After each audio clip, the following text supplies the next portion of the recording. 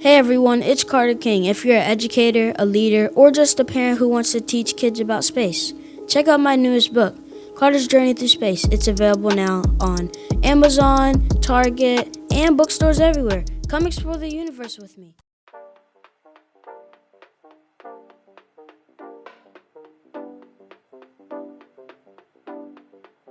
Welcome to another episode of the Contagious Culture Podcast. I'm your host, Kyle King, and the goal of this podcast is simple: to help you create environments where people thrive. Through real conversations, practical strategies, and powerful stories, we equip leaders, educators, and change makers just like yourself to build cultures rooted in purpose, performance, and authenticity. Because culture isn't something you talk about, it's something you live. This is the Contagious Culture Podcast. Let's get started. Welcome back to another episode of the Contagious Culture Podcast. I'm your host, Kyle King, and the goal of this podcast is to help you create environments and ecosystems where people thrive. Look, we are bringing someone back to another episode, Dr. Daniel Freeman. And last time we talked, it was all about fundraising. It was all about insights on fundraising leadership. And today we're going to be featuring and talking about something new, an idea called Views from the Back Row. And I want to be able to just invite him up and share his philosophies, his methodologies, and his stories on leadership and how it will help you as the leader understand, unpack, but potentially redesign how you approach leadership. Dr. Dan, how you doing, brother? Hey, Kyle. Thanks for having me today on this Oh, slightly rainy Friday. Cloudy Friday. oh no, I love it, man. As I am, we have conversations all the time. And I'm so excited to have this conversation because you're working on something new, a book called View from the Back Row. And before we go into all of the deep questions that I want to be able to ask so that I could be able to extract how you view leadership, why this title? And what does the back row perspective give us that corner office might miss? Yeah, when I was trying to think of a title for this book, I remember over the past few years as I moved into kind of leadership roles in, I guess, what people would call indirect leadership roles. Like indirect would be leading opportunities, leading sessions, leading events, certain things, but maybe not being the leader. And my mentors would always say to me, hey, you need to learn how to lead from where you are. And you read that in books all the time, right? And I always feel like in those books and those conversations, no one ever gives it straight. No one ever says, this is exactly how you do it. This is exactly how you lead from the position you're in. And I started to think to myself, and really this year, I feel like it's clicked for me. Similar to my vision on servant leadership and what that means, which we talked about in the last podcast, understanding what it means to lead from the back, right? And that kind of does tie into servant leadership a little bit. But to go back to it, that title, leading from the back, I think was really important because that's where it begins, right? You have to understand how to lead yourself. And if you can lead yourself from the back, you kind of think of it like you're in the back, you're leading, you're learning how to lead yourself, and then you start to move forward a little bit. You meet people along the way that you're working with that are around you, and you're helping them as a thought partner. People start to see you as a leader, and then you move up to the next group of people that they introduce you to, right? Or that you meet in your organization. And then those people start to see you as a leader by your actions and the things that you're doing. And then you move your way up, up, up, up, up. And everyone talks about how to lead. Not necessarily, they don't say from the front, but I'm thinking, I want a book that's going to teach people how do you lead from where you are if it's not in the front? If you've come into a position where you thought you were going to be a leader and you're not the leader, or you came in and you want to move to the front. How do you learn how to do that for yourself?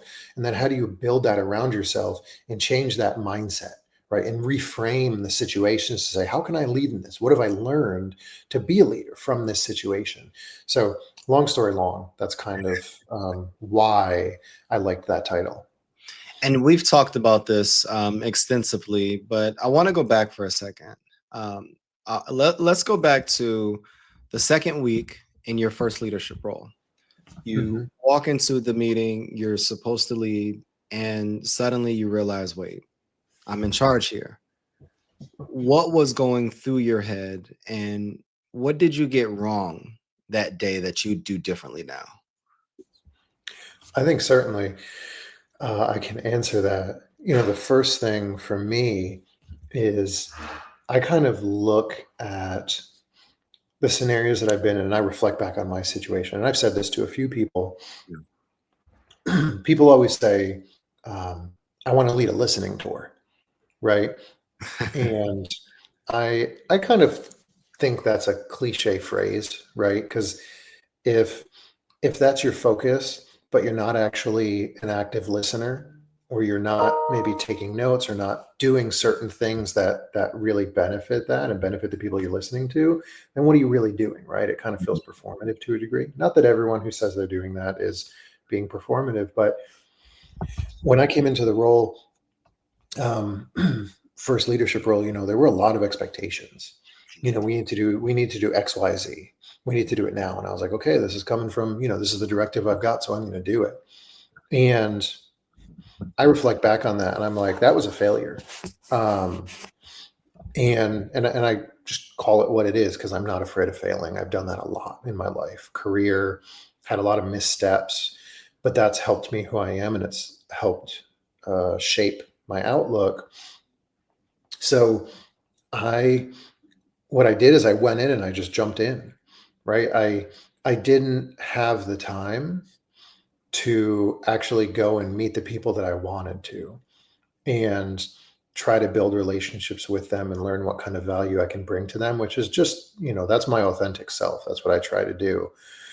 So that was the piece for me is that was that first issue is that I was doing what was asked of me, but I didn't follow my authentic self of what I wanted to do and what I needed to do.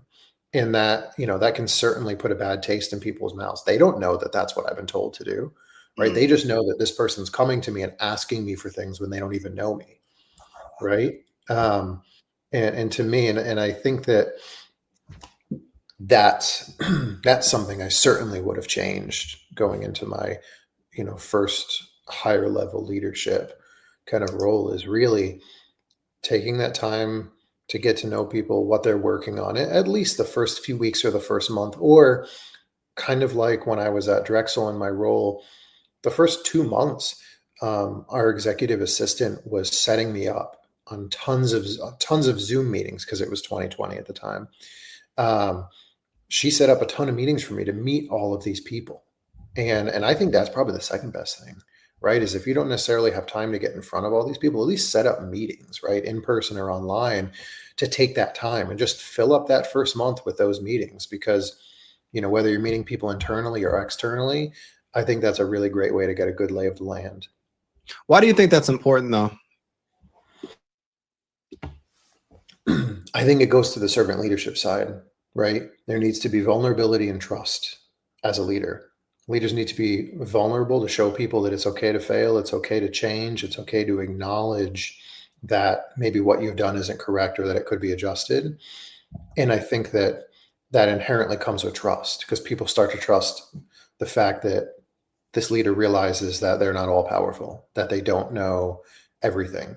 And the hope is obviously that if they make that vulnerable decision or they make that conversation, it's not going to be every time they do something wrong they apologize and they never fix it, right?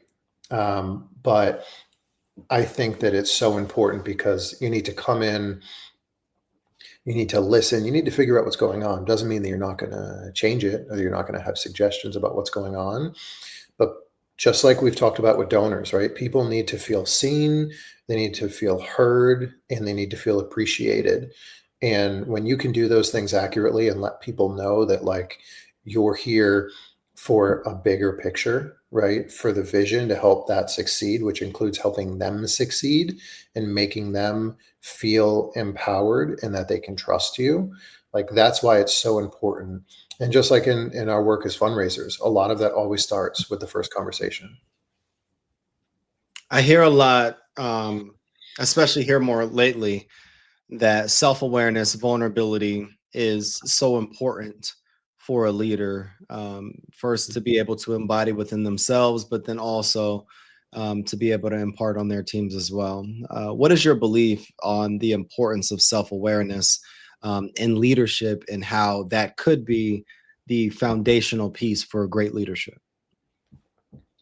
I think that if you're not aware of yourself internally, just like if you don't know what your intrinsic motivations are, you certainly can't be looking on the outside.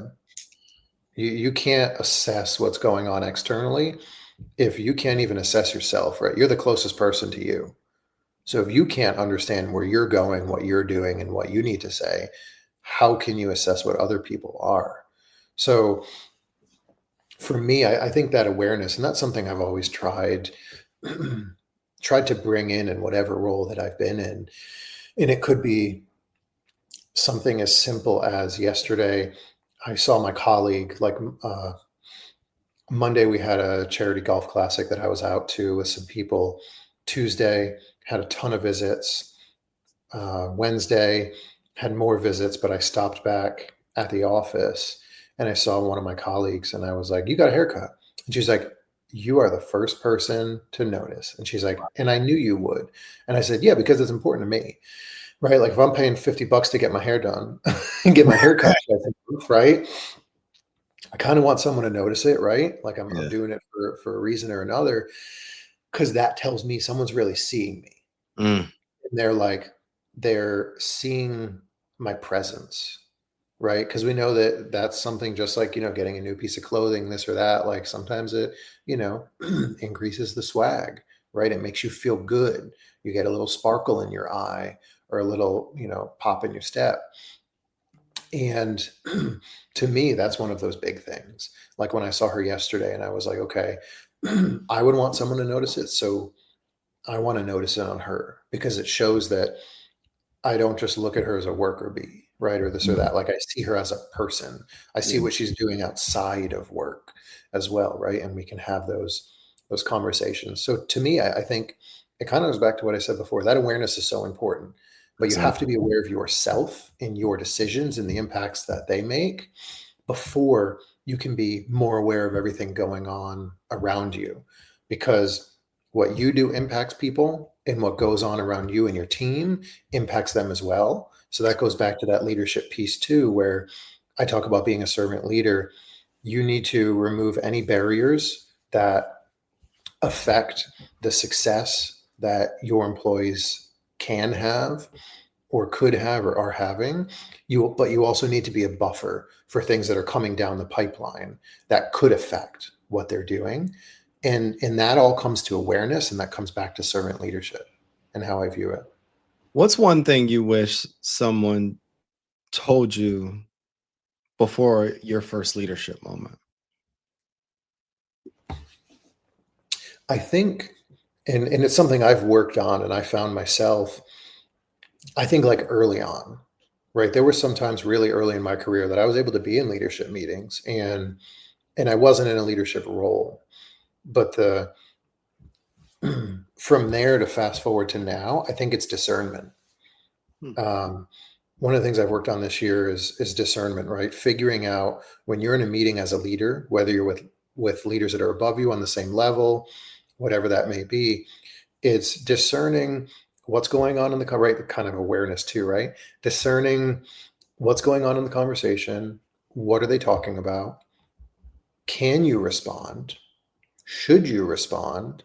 And even deeper, if you respond, are you responding with value adds to the conversation? Because if not, there's no reason to interject yourself in that conversation.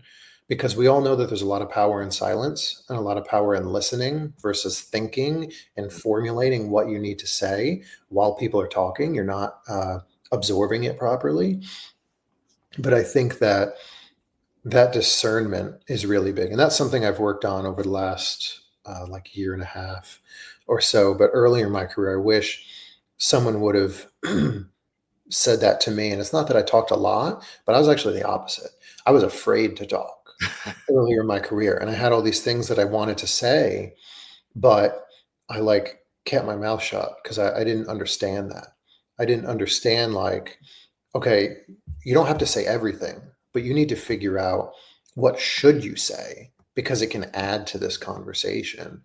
And I think for young professionals, that's a huge thing. And then when you're a leader, it's even more important because, hey, there is nothing worse than being in a meeting and people go on these tangents and start having conversations about things that don't benefit the conversation and should be a side conversation. I mean, hey, I did it at our in-person HOA meeting that we have yearly at the end of October. And I had two neighbors who'd been there since the development was built come up and say, this was the fastest HOA meeting we have ever had. And it's the best one that we had. And it's because I laid down the ground rules. And I was like, hey, if you need to say something, we're going to call on you, but this is what it's going to look like. And this is how we're going to move forward. And if you want to have an external conversation about something that may relate to what we're talking about, but it's not exactly, let's talk after, right? Post meeting. That's good. You've raised millions of dollars across major universities, but I'm curious about, I guess, that first time that you had to lead people, not just lead projects, because there's a difference. When did you realize that managing a campaign was different than managing people? Yeah, so I think that I'll give you the people part of it first. Mm-hmm. And I think the people part of it first was there was a little bit at UNC Charlotte, again, the indirect, right? Because we're doing events, we're working with people for hospitality areas, we're directing them and leading them on what we need, what should be done.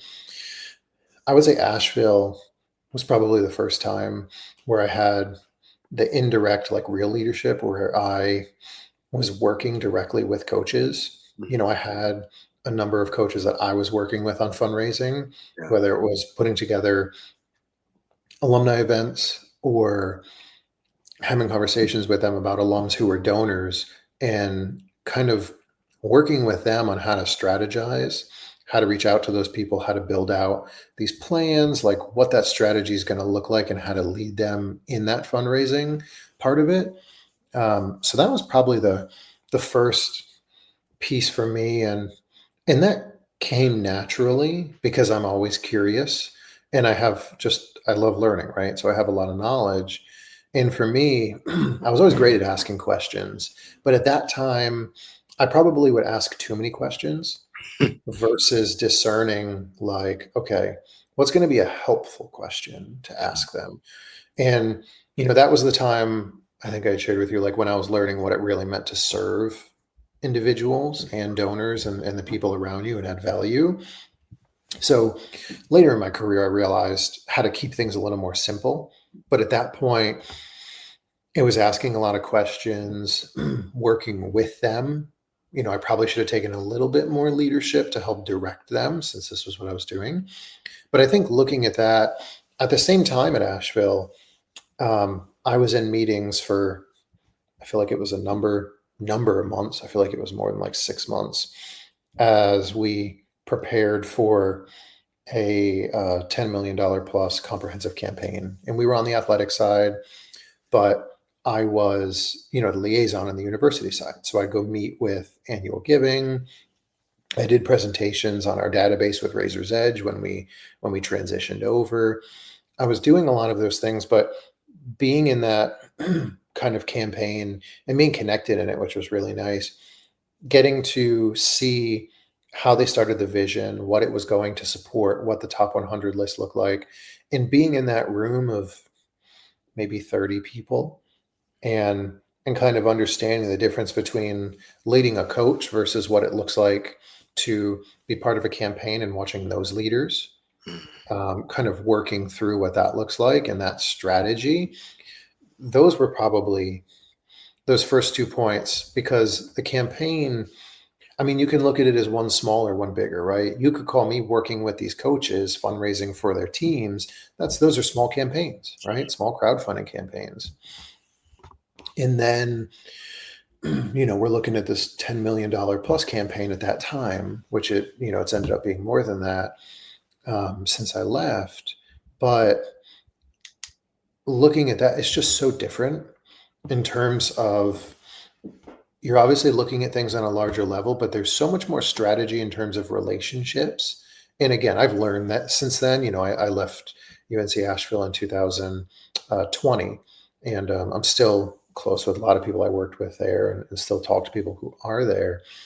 But looking at that, to me, that's one of the biggest things, and that's something I've enjoyed the most. I did that yesterday with work.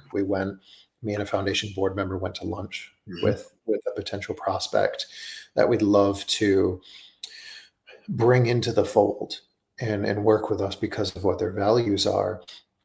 So it's really the relationships and the strategy behind introductions and how to move a conversation. Me and the foundation board member had that conversation before and afterwards. Like, how do we want to move the conversation? What does it look like? She displayed discernment from when we were talking after that conversation too. And it's just on such a higher level because the stakes are higher, That's good. right? That's it. Stakes are higher. So you have to figure out how to mature that on the next level. Hey, it's Kyle. Sorry to interrupt your programming, but I got a quick culture check for you. How's your team's energy right now? I mean, literally, right now. Are people feeling inspired? Or are they just showing up? See, here's the truth culture doesn't change because we talk about it, it changes because we live it actively every single day. And that's what I help organizations do, build contagious cultures that people actually want to be a part of. Through keynote talks, interactive trainings, and hands on consulting, I help leaders transform the way their teams connect, perform, and grow. So if your culture needs a little bit of spark, let's light it up together. Visit theculturelab.org, again, theculturelab.org, or connect with me directly on LinkedIn at Kyle S. King to learn more about how we can work together. Because remember, your culture is contagious. Make it worth catching. Now let's get back to the program. Here's something that I see very, very often, and I'm glad that you mentioned the term the strategy of relationships. I see leaders hoard information. Mhm. I see them hoarding opportunities for whatever reason, but most times I believe it's just because that they're scared. Yeah. What I've seen in my own experience is that they call it being strategic, but really it's kind of self-preservation. You have a whole chapter on this in the book, Mhm. and I believe Mhm. it's phenomenal. What's the difference between protecting yourself and Mm. empowering your team? Mm. Preach, preach. That self-preservation is one of the worst things that you can do in our work. And I think the first thing that comes to mind, right, when you think of self-preservation is just lack of communication. But it's intentional, right? Because if you're self-preserving, which morphs into withholding information that could benefit your organization and other individuals that are working with you, reporting to you, could help improve said relationship or move it forward, withholding that information just makes the organization look bad. And Mhm. if you're leading the organization, that makes you look bad. I mean, I was looking at, there was a situation I was looking at, and I saw that um, someone had said, like, oh, they were meeting with someone. I'm sorry, they didn't say that. I just happened to find out that they were meeting with someone, and it's happened more than once. And I look at that situation and I'm like, okay, I'm not going to get mad, right? There's no reason to cry over spilled milk. But I look at it and I think to myself, there's a deeper problem there with self-preservation. And I think when leaders are self-preserving, it's really connected to insecurity, right? And I think that's also a compliment, Hmm. right? And that's me reframing it. Sounds crazy, right? But if someone's self-preserving and it intentionally affects you, I always look at it and say, well, that's a compliment because they're scared of you. They're That's good. scared that you're good, that you are going to be so successful and you're doing things so well that if you're given this privy information, you're going to look better than them. Exactly. You're going to lift up. And you and I both know the same thing, right? Like our jobs as thought partners, leaders, indirectly, directly, is to lift others up, right? Like the cliche thing of like rising tide, like that's true. But I look at in my work, I always want to promote accessibility, opportunity. I want to lift others up. And because that makes me feel good. And that may be my athlete mentality, because I always got more excitement out of cheering on my teammates and my friends that had success than I ever did for myself. That's good. So when you look at this self-preservation, I think it's a reflection on the organization or the team overall. I think it's a compliment for the individual that feels like information is being withheld from them, because it means that there's this scarcity mindset that if you succeed, it's going to make someone else look bad. But I think that also trains us to have the mindset of we're not going to do that, right? My belief for years has always been you should never be the smartest person in the room, and you should want people to do better. And I've had this conversation with a few presidents recently within the last few months that if you are training great people and you're coaching and you're building great teams, if someone ends up leaving, right, and you don't want them to leave, that stinks. But you know what? If you did everything you could for that person succeeded where you were, and then they went to a higher position, what are they going to tell people if they had a great experience? They're going to say, you need to go work for Dan. I had such a good experience. He helped me, even though he didn't want me to leave and it probably hurt his team. He still empowered me. He was a reference for me. He did X, Y, Z. You created another advocate. And that's philanthropy, right? It's creating referrals, creating advocates, people that speak highly of your individual work, your teamwork. To me, that is just so incredibly important for the work that we do. Is we have to lift others up. We have to create, people talk about a culture of philanthropy, right? At institutions, at nonprofits, whatever. There needs to be a culture of empowerment, a culture of, quote, philanthropy on your team, right?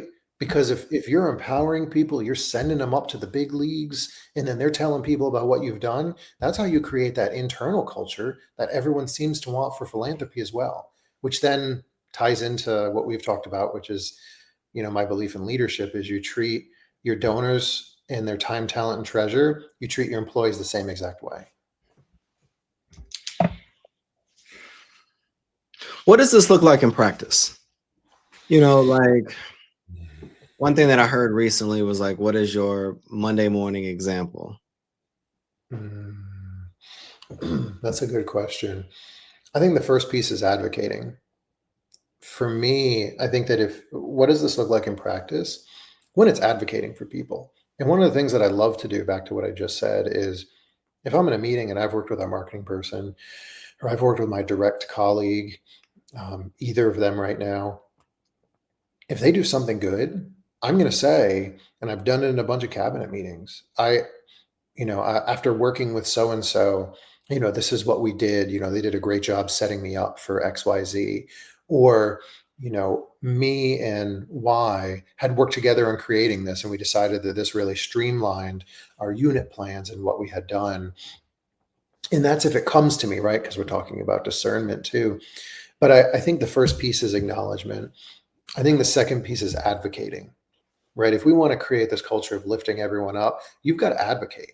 I remember in a previous role, I had worked with a colleague and I was more senior to them, but I was having conversations with leadership and I was able to tell them, hey, I worked with X and they did this. They just closed these 2 gifts, which is awesome. They may not even know I'm saying that, but to me, that's the point of advocacy, is if you have the space and you have the time and you get the face time and you're being heard, use that in a positive manner, right? You're going to talk about yourself and what you're doing because you need to give updates, but also I think it's even more important to advocate for others and lift them up, whether you're indirect leader, direct leader, a colleague. That's how you start to build that. And I think the third piece to that is you have the acknowledgement, you have the advocacy. And then I think the third piece is growth, right? And I don't say it in the side of you can help them grow, but I'm saying finding opportunities for you to grow together, finding opportunities to be thought partners together, to allow them to share feedback with you, because that's going to help them sharpen that iron, right? Especially if they want a leader and they want to move up, they need to learn how to provide good feedback, how to provide good insight, or be a good thought partner. And you receiving that really shows vulnerable leadership. And I think that's really important. And then you can give them the feedback that sharpens that iron of how they're giving the feedback, right? So it's a give and take. So I think those three are kind of the things that come into my head first of kind of how to represent that. One of the challenges that I've often seen, Dan, is when we begin to lead in those ways, when we begin to lead intentionally, when you become really good at what you do, it makes people nervous. It makes potentially other leaders feel what I would say threatened by you. Tell us about a time where you walked into a room and you could feel that tension. Someone saw you potentially as competition rather than collaboration. Yeah, there was definitely a few jobs ago. I remember that where I had success, wasn't talking about it, didn't push it right, like success in silence. People always kind of talk like working in silence. That was a time where I was really confident after my first year.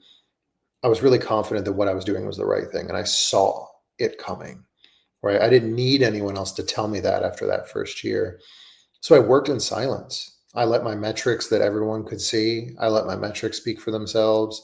No one mentioned me in uh, advancement meetings, like the gifts that I had closed, even though other people were mentioned for smaller gifts. Like that didn't matter to me because I was competing with myself. And I just remember I had a colleague who had been there, how many? 3 or 4 years before me, and had been promoted a couple times. And they had not hit their metrics. They hadn't hit the most important metrics in the work that they had done. And I remember the tension, right? That I'd hear occasionally. They said something to someone else about me, or they were promoting themselves when they weren't doing anything, incredible. But then there were other people higher up that were promoting them too. And I was just like, whatever, if you feel threatened by me, then I'm doing something right. And I think for me, it came to a head when I remember I was given an opportunity that no one else had been given previously in any role of mine, or one above it or any below it. And it was because of the identification, qualification, cultivation work that I had done. And this school needed that help for me to do it. And I remember hearing from someone, a higher up, that they knew that I would do a great job with it. And even in the short period of time that I did, but that there were people mad who voiced their opinion to leadership, that they didn't think I deserved it because I hadn't been here long enough, even though I had far surpassed just the objective metrics of that person and a lot of other people. And that was probably one of it didn't stick for me in terms of like, there are always ebbs and flows about how you feel about yourself and your work. But at that time, it was kind of just like, if people aren't judging you, right, then you're not doing it right. And it's kind of like, can't remember if I shared this quote recently, but it's one of my favorites. If people are talking about you in a negative sense, they're never working as hard as you, because the people working as hard as you are working harder than you. They don't have time to talk like that, but also they want to pull you up with them normally. Because That's those so high performers interesting. are like, come with me. It's interesting that you share that, because I really don't be talking about people. And I really don't have the time nor the capacity to focus on that. I'm always thinking about in what I'm currently doing, like executing, how can I be moving people forward? Yeah. With what you just said, though, it's powerful because you recognize that you realize it and you just kept going. But for that person that's experiencing that now, Mhm. what do you do in that moment? Like, do you make yourself smaller? Do you confront it? What, like, do you just keep doing what you're doing? Like, what is the move? What is that step-by-step framework that you would recommend for that person? Yeah, I think the thing I've been thinking about recently in those scenarios is you cannot let someone else dim your light. I have felt that before, and you can't do it, right? Because if they're dimming your light, it's a reason. They want to dim your light so that it's the same brightness as theirs. And if you're inherently and already brighter than that, why would you do that? Why would you stoop down to that? You have an intrinsic motivation, and there's a reason that your light is bright, and there's a reason that theirs is dim. And if that's how they want it to be, great. But you don't have to go down to that level. I think that's the first thing, is recognizing that, acknowledging it, and just kind of taking a second to say, okay, I can't let them dim my light. I deserve better than that. And I think the second thing is, and this is kind of like another funny quib that I'd heard recently, was like, I'm only going to fight for the people that I care for in terms of correcting them and having constructive conversations. If I'm silent with you, it's because I'm not going to waste my time, Mm, and I'm not going to waste my energy because I know it's not worth it. But if I care about you, I'm going to put myself out there to have that constructive conversation about how that made me feel or the way that you're acting, because you are worth my energy. that's good. So I think that's the second piece. And then I think the third piece is recognizing where you are. I had a conversation with a leader recently, and he had said to me, it could be a blessing or a curse. He said, but the moment I start to realize that I'm not going to work well with someone, or I'm, or this isn't going to be a good situation. And for him, it was someone that he reported to. He had said, for better or for worse, I start planning my exit. He was like, blessing. He said, blessing or curse. He said, I can't spend my energy on that. He said, why would I want to be there? Our job in nonprofit work, we're serving everyone else, right? If you're doing the job right, you're using a lot of energy. You're serving so many other people, so many visions, so many departments, whatever it may be. And this may be the millennial thinking, right? People talk about millennial bosses and what they're like and such. But I have this millennial thought that's like, you have to ask yourself, is this situation serving me anymore? That's good. Because you can't be given 100%, and then your situation's giving you nothing. Mm, Right? If you're feeling more stress than you are reward, if you're feeling more stress than you are impact, if you continue to hit roadblocks, which is impacting the work that is going to make a difference, that's good. is it really serving you? Because then if you become resentful, if you start really having an issue internally, like with yourself, not internally in department, internally with yourself, that's going to affect the outcomes that you're trying to create, the people you're working with, and the impact you want to make. And I know there are a lot of people that have the mindset of, keep shifting, keep adapting, keep adjusting. And I think that's correct in some situations. But I also think in the world that we live in right now, especially so many changes going from, full remote work to hybrid, to some people being remote work, to now so many places saying, okay, you got to come back to the office 5 days a week. Right. Mhm. That's a huge change for places. That's a huge change for people. And it all comes back to what are your values? Why are you in this role? Why do you want to make an impact Yeah, in this world that you're working in? And does your current situation fit that? Can you be successful in that? Do you have the tools? Do you have the support? Do you have the belief? And do you have the team to do that? And that also connects, as you can tell, I love to connect everything when I'm yeah. talking, because I did Legos for so much. Um, careers are not linear anymore. They're not. Yeah. Careers aren't linear, and people need to understand that. And I think accepting that, and you know, as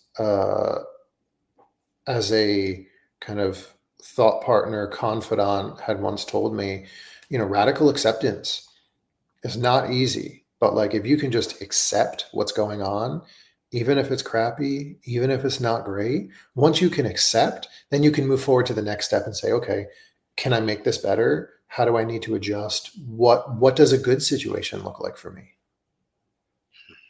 You have this concept, rock stars versus superstars.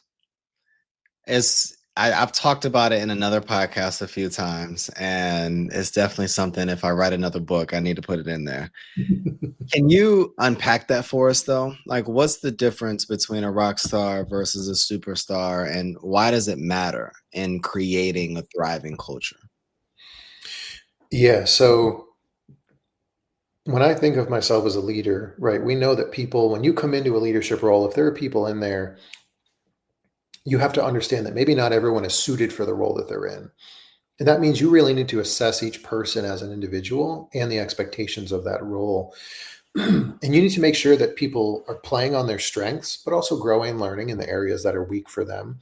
But you need to set them up for success to do those things.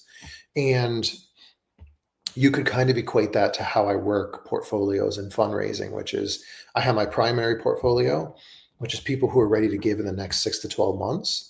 Then I have a secondary portfolio, which is people who are ready to give in the next 16, 18, 24 months. And what that means is those people who I think are ready to give in the first, 6 to 12 months, those people are ready to go. They're most normally set up in the right position for success. I either have a proposal ready, we've had conversations, we're not exactly there yet. Maybe I need to gain more trust, but I've put them in the right place for success. And I would say that employees and reports, some of them are in that position. But then you have the people in that 16, 18 to 24 month area who aren't ready yet, those donors. And I would equate those donors to people who maybe are in a role where some of their strengths are at play, but the role focuses more on areas that they're weak. And if we need them to perform now, we need to figure out how do we keep the balance of the team, but how do we shift them into something that will help them execute more while they can still work on those weaknesses, but maybe we need to redirect their current action. So I can connect that to rock star and superstar as your rock stars are your people who are there. Not everyone wants to be promoted. Some people want to stay in the role that they're in, make more money, keep doing what they're doing, and they just kill it. They do a great job. They get the work done. They're on time. They continually overperform, but they don't want to be a leader. They want to work on a team. They want to go on vacation 2 months a year. They don't, or 2 weeks a year, or multiple 2 week vacations. They don't want to report to a president. They don't want people reporting to them. They want to do what they're doing. So that's a rock star. Those are the people you need to take care of where they are because they're happy, and you need to continue to keep them happy. Then you have your rock stars. Your rock stars are your high performers, your type A, your people who continue to exceed expectations, and they continue to exceed them because they want to move up, whether it's at your organization or another one. And that means that you need to keep the appetite going for these individuals. You need to continue to feed them the right fuel that's going to help them grow, help them move, try to move internally, because as one of my mentors says, internal promotions are the best thing on resumes. Or you need to understand that if you've done the best you can for them and you keep pushing up at that ceiling to move them, but the people up there aren't going to move or aren't going to help you, whatever it may be, unless you are at the top yourself and you can do that. Those superstars, you need to figure out a plan for them to continue moving forward outside of your organization if you can't do it internally. Because as we talked about earlier, those are your advocates. If you're feeding the right fuel to those high performers, those type A, they feel like you're supporting them, you're advocating for them, but you have these really great, frank communications with them where you're like, hey, we're going to do this, XYZ, but I'm going to be honest with you. I don't think we're going to be able to move you up to this point. I'm going to keep you in the loop. We're going to figure it out. But if not, put me on your resume. Let me help you move up somewhere else. Those are your advocates, right? Those superstars are the advocates that had a great experience where you are. They outperformed everything, but they want to be middle managers. They want to be leaders. They want to be presidents. They want to be CEOs. They really want to move up, and you've got to take care of those superstars in a growth fashion versus rock stars where you want to keep them strong and make sure they're happy in a stable fashion. How do you do it though? Like, what are the specific tactics that you would recommend somebody's listening in right now? How do you do it? What are the things that you need to put in place so that you find yourself not micromanaging and actually creating more of a growth leadership model? Yeah, I would say for the rock star, the person who doesn't want to move, I would say have the conversation with them and say, okay, tell me the top 5 to 7 things that you love in your role right now that you don't want to change. And that is where you keep them happy, right? That's where that balance is. Because if you add more to their plate, too much, they don't want to do it. If you take away some of those things that keep them excited, that they're enjoying, well, then they may slow down a little bit. Then maybe they're not, hitting the expectations they are every time. Maybe they're bored. Maybe they're unstimulated, right? So I would say that for a rock star, I would say figure out what those things are and keep them in balance. And that means communicating. That means not adding more things to their plate unless they ask for it, right? Which usually rock stars won't ask for it unless it's another internal role that pays them more. They're still not leading, and they could be leaders too. Rock stars could be leaders to a certain degree, but they don't want to, add more to their plate. They're comfortable where they are, not stagnant. That's important to acknowledge. Rock stars aren't stagnant. Rock stars are people who are just happy at the status quo that they've set for themselves, that give them the type of life professionally and personally that they want. And they're just happy with it. So that's what I would say for rock stars. That's kind of keeping them in that middle balance, right? When you're when you're using a level, it's keeping the bubble right in the middle.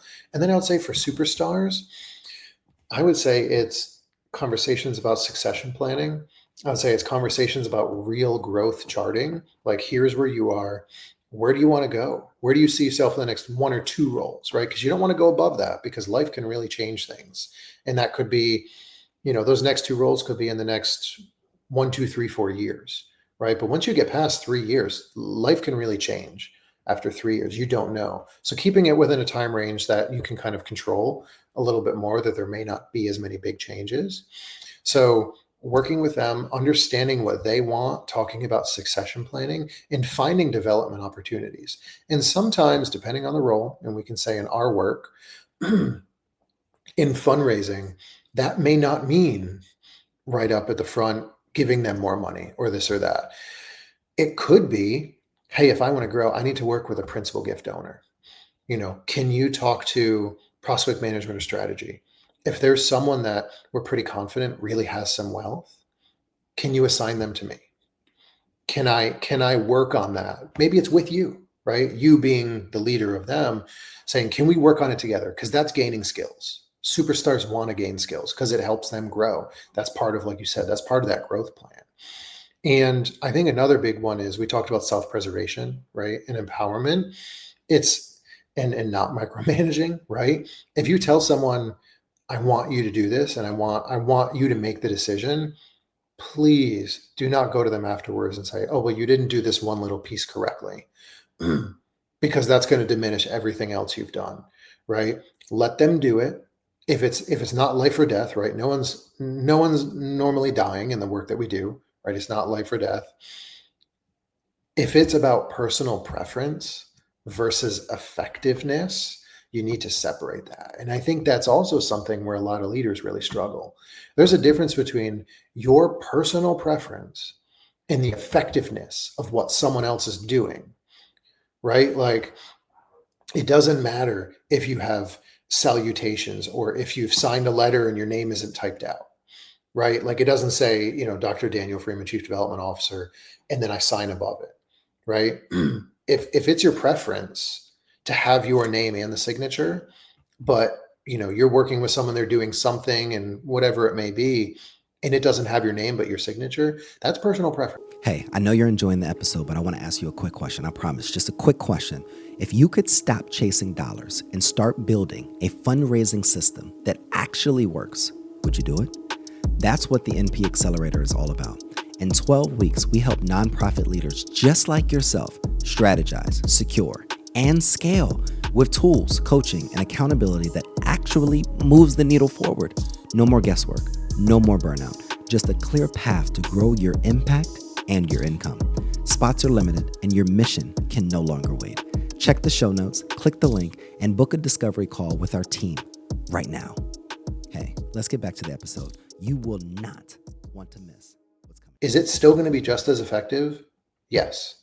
The people know where it's from. That's why I write little notes under things sometimes instead of just signing my name. I digress. But I think that has to be a really big thing with your superstars too. If you want them to grow, you have got to separate personal preference from effectiveness of the work that they're doing, because everyone has a different road to success, right? Some people are windy, some have a really big curve, some people are straight through. You just have to get to the point of success. And it doesn't always matter how you do it, but if you do it with the right principles and values, that's what matters. Because just like donors, they all go through different paths, just like we do, right? And it makes you a little bit more relatable and authentic. That is such a great perspective. It really is. Because I even find myself just kind of reflecting as you were talking about, I've probably given directives that were definitely preference, not effective. Like, I do it this way. This makes me comfortable. This is how I want you to do it, rather than being willing to step out of the driver's seat in all situations and just trust them. Like, hey, this is best practice, but I want you to still get the job done in a sense. Yes. That is such a great perspective. One of the thoughts that I had just in all that you're sharing, and this is literally the blueprint to what I believe how you lead well and lead at a high level, especially in these corporate spaces, educational spaces as well. But one of the things that I recognize is one of the perspectives that you always give is that you are your best advocate. But why I find that challenging to kind of just digest is in the nonprofit world and then in higher education, we're taught to be humble and servant leaders and to put the mission first and all of these different things. Can you talk to us about how do you balance that with advocating for yourself still? Like, what does self-advocacy actually look like? Yeah, I think, I had a conversation with someone yesterday and we were talking about this individual stepped into an interim role, and I had mentioned to them kind of the conversation that we were having was really related to this self-advocacy piece. And I think it really comes down to authenticity, right? Because you need to figure out how you're doing your work in the way that best fits you and how you best fit the organization, right? Because you're joining somewhere because you believe in the mission. You believe in the people you're working with. You love the population that you are impacting. You want to be part of that, right? And your connection to that is your authentic self. And that means that everything you do is going to connect to that mission, to those values, to the population that you're affecting, right? Or that you want to affect through that nonprofit or organization that you're working at. And I think that if you lead with that authenticity, then that is how people are going to perceive you. And that means that if they're perceiving you that way, the way you act, the way that you do things, people will always see that as genuine, and they'll see it connected to your personality, and they will see the authenticity that shines through that. And that's kind of a conversation I've been really thinking about lately is how do you advocate for yourself? What does that look like? How does that show up on a day-to-day scale? And the thing that I like to do is I like to compare that to playing the game. right? If you're pretending to be someone that you're not to benefit you in one way or another, you're doing that because you may feel insecure about yourself. You may feel insecure about how people view you, but that's not helpful for you because you can't live that double life forever, right? And when you act a certain way, and if your authentic self comes out one way or another, people are going to be like, who's that? This isn't authentic. This isn't who they are. Like, I don't believe that.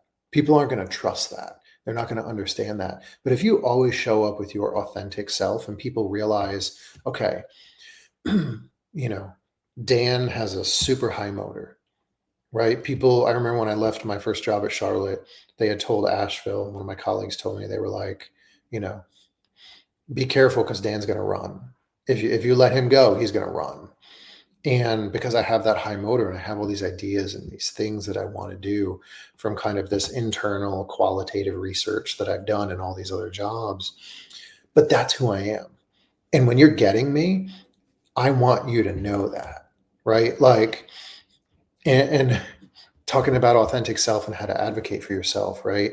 And how it starts with being your authentic self. I remember when I interviewed at Asheville, I think my last interview was with the athletic director, or maybe it was my first day, I forget. And we were talking about something and I got up and I can't remember if she went to shake my hand or whatever, but I gave her a hug. And we knew people, so it wasn't like she was some random person. But like I gave her a hug and I was like, oh, you know, I'm sorry. Then she was like, no, no, no. Like that was fine. Like for me, I love good hugs, right? I hate half arm hugs, right? Handshakes totally fine, bro hug totally fine. Hate half hugs, right? It feels like a fake hug.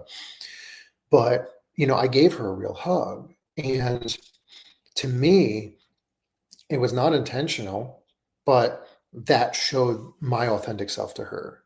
And from then on, I think the reason that I loved working with her so much, and I still keep in touch with her, and we still talk. I sent someone up to Asheville to meet with her like a few weeks ago because she saw who I was authentically. And what that did is that when she saw me authentically, that meant I could be myself. And that meant that everything that I did was always me. So when it came towards the end of my time there, and it was during COVID time, she didn't want me to leave. And we had a conversation about that. And I was like, I feel like I'm called to something bigger. I want to go beyond athletics. I want to be closer to my family. But I did that without being scared. I wasn't afraid of what she was going to say. That was a big jump for me, for us. I mean, honestly, at that time, it was a new job. We were just getting married during the pandemic and we were moving. So things come in threes, right? But not once do I remember being scared of telling her that because she knew who I was authentically. And because of that, there was no reason to be scared of advocating for myself. She knew I was a hard worker. She knew what I wanted to do because of my authentic self. That was always part of who I was in the conversations we had. It was all honesty. So that advocating part was never an issue. And it shouldn't be an issue. If people understand who you are and they accept you as your authentic self, everything you do is going to come through in every action that you make, which means that there should never be an issue with any kind of conversation speaking up for yourself. I just found myself literally just lost in visualizing your words in practice. And I just want to say thank you. Thank you for literally communicating in a way that's so practical, that's so tactical, and that's so simplistic, as from the stance of a leader wanting to make a difference, wanting to make a change in educational and nonprofit spaces. One last question.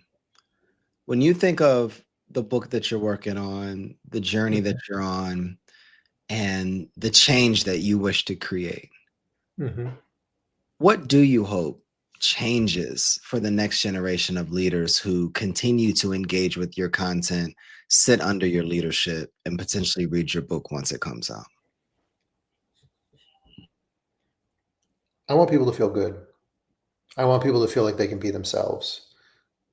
There's been so many times in my career where I've been afraid to be myself. And I think there's nothing scarier to other people than someone who isn't afraid to be themselves, right? Because everything that you do comes from your heart. If you are doing everything that fits in your values, that fits into who you are and in your personal vision, there's nothing scarier than that, because there's no bad motives behind it, right? Because it's just who you are, and it's consistent with who you are, even if it's consistently inconsistent, right? And I want people to understand that, especially in our work and in other fields, because we have conversations with people in other fields all the time, meet with them, right, and can totally relate to them. And I'll say this real quick, I had a few meetings recently with really high level individuals and in banking and president of an institution, and they just talk to me. And usually 20 minutes in, they'll be like, "Oh, I hope I'm not boring you. Like, I can totally stop talking." And I'll tell them, "No, like, this is what I want. Like, that is special to me, because it makes me feel like people trust me, because they understand that I'm authentic about it, right? There's no ulterior motives, like, and I want people to understand it's the same thing in this work, and really all of our work. Not everything's relationship building, but in the things that need relationships, I want people to understand you can be your authentic self. You can be odd. You can be goofy. You can be confident. You can wear, whatever you want. You can wear a tie, even if no one else wears a tie, right? Even if people think it's stiff. If that's something you're working on, do it. Don't let other people talk about it, right? If you want to wear a blazer, wear a blazer, right? You don't have to wear perfect shoes. You can wear, nice sneakers, right? Whatever it may be. You can talk about your family, right? Some people are afraid to get too close with donors. And I just want people to understand that you have to be yourself. And there's nothing more powerful in our work than maybe not being comfortable with yourself, because that takes a lot of self-work, right? And a lot of self-love to do that. But being authentic and saying, it's okay to be who I am and let that shine, and don't let anyone dim your light, because there's nothing worse than second guessing yourself and letting that eat you away, because you're worried about what other people are thinking or saying, and then that impacts you personally and professionally, and it dims your light. And anyone that works with me, works alongside me, works around me, the majority of them know, like, I want to celebrate you. We're going to have great conversation. Like, I want to help you. And I want people to feel that way. I want people to feel comfortable being their authentic selves, keeping their light bright, not dimming it, and continuing to try and try and try again. And that it's okay to fail. Dan, I appreciate you, man. If I was to sum you up in a few words, it would be the light giver, because you've given so many people light. You've given so many people a platform. You've given me light, hope, belief, structure, and wisdom, and you lead with your heart. But then also you attach it with the strategy and the practical to be able to guide someone forward. And I appreciate you. All of the things that you talk about in this conversation, as well as in your book, that I've had the privilege of being able to have a first look at, is real, because I see it on a day-to-day basis. And I wanted to thank you for your leadership. Thank you for how you're showing up. If you're an audience member and you're wondering, when is this book coming out?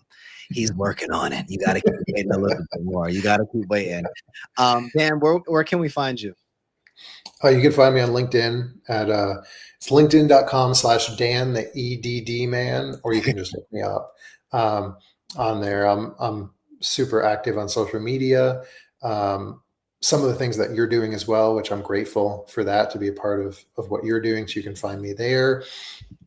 And those are probably the two main easiest places to find me. Perfect. If you had 10 seconds or one sentence to give to leaders that just needed to hear that last sentence, what would you say? It's that if people can't accept you for your authentic self, that's their problem. It's not yours. And there's no reason to stop being who you are and who you want to be. I'm your host, Kyle King.